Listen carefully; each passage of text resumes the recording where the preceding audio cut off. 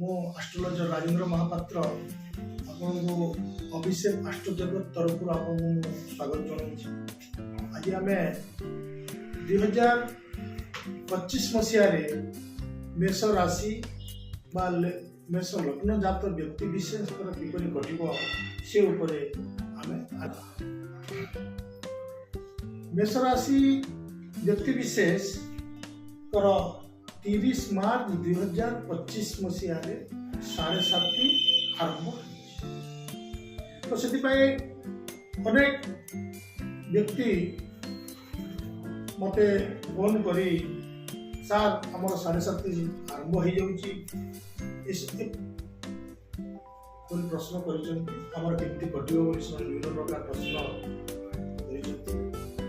कर अनेक दुश्चिंतार अच्छा 7:30 शनि कटो 7:30 शनि आसो समस्या हम से प्रकार आपण शनि को चिन्हबार आवश्यकता अच्छी। शनि है ऑडिटर आपण 30 वर्ष भितर आपण जो काम कर जो कार्य कर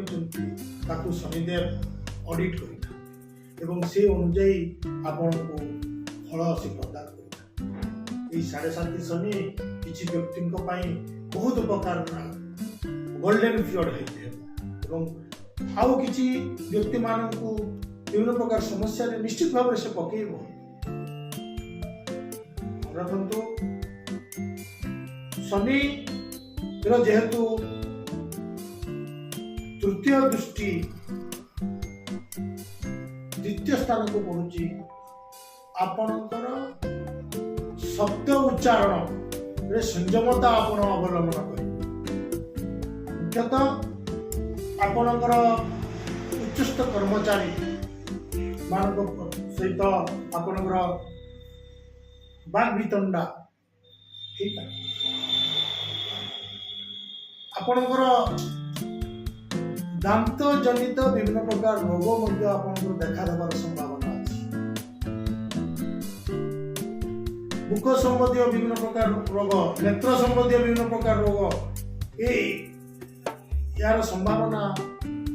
अच्छी। शनिर सप्तम दृष्टि आपणकर षष्ठ स्थान रे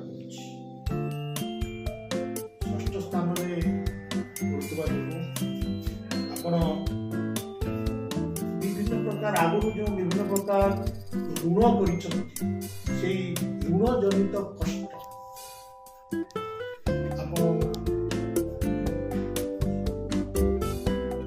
निश्चित भाव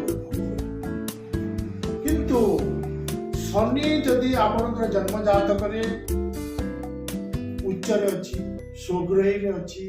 आप जन्म जातक शनि शुभ ग्रह तेरे आपणकर यहाँ गोल्डन तो मोटामोटी भाव में 2025 मेष राशि जात व्यक्ति तांकर गुरु जो मंत्र देइछन्ति तांको गुरु मंत्र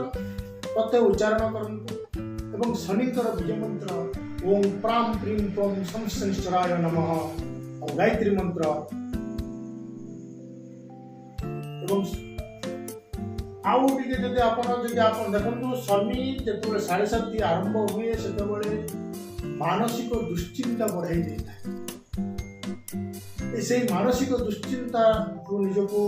रक्षा करने को हेले आपण को आउ गोटे शिवंकर मंत्र ओम नमः शिवाय ओम सोमनाथाय